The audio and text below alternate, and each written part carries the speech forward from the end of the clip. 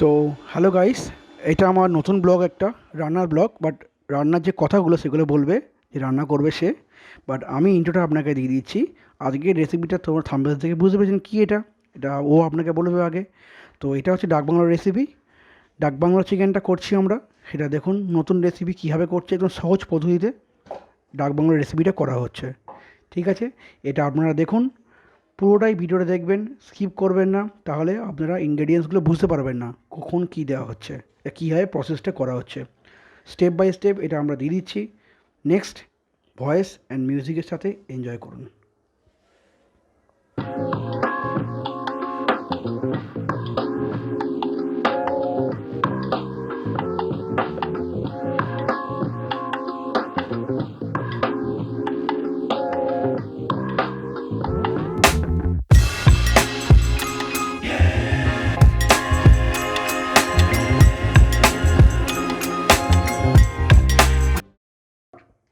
Hi friend, আজকে আবার চলে এসেছি একটা নতুন রেসিপি নিয়ে।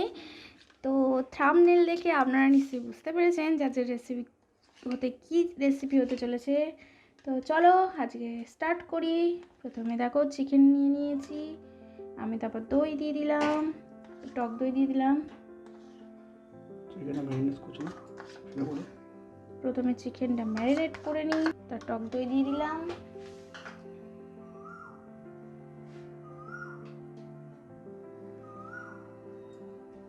তারপরে দিলাম অল্প করে হলুদ গুঁড়ার পর দিলাম লঙ্কার গুঁড়া,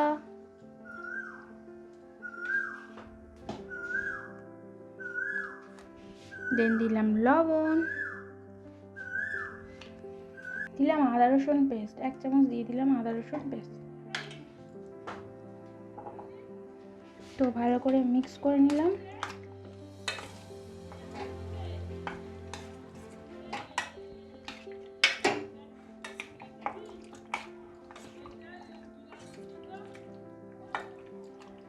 দেখতে পাচ্ছেন আমার মিক্সড একদম খুব সুন্দর করে হয়ে গেছে।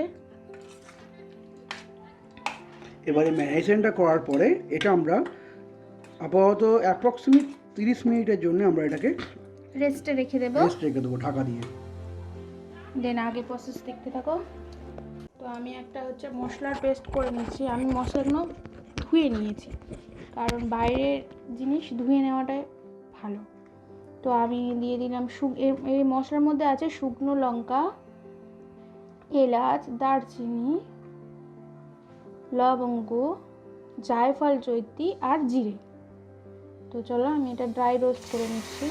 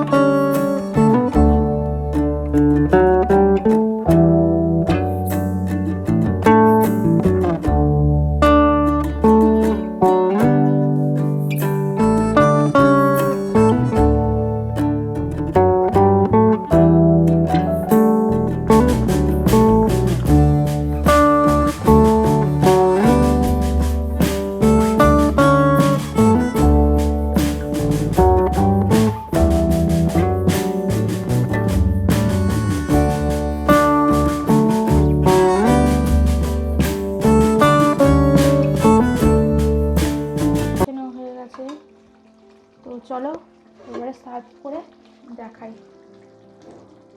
আমার রেসিপি ভালো লেগে থাকলে লাইক করবেন, কমেন্ট করবেন, আর পাশে থাকা বেল আইকনটাকে প্রেস করবেন।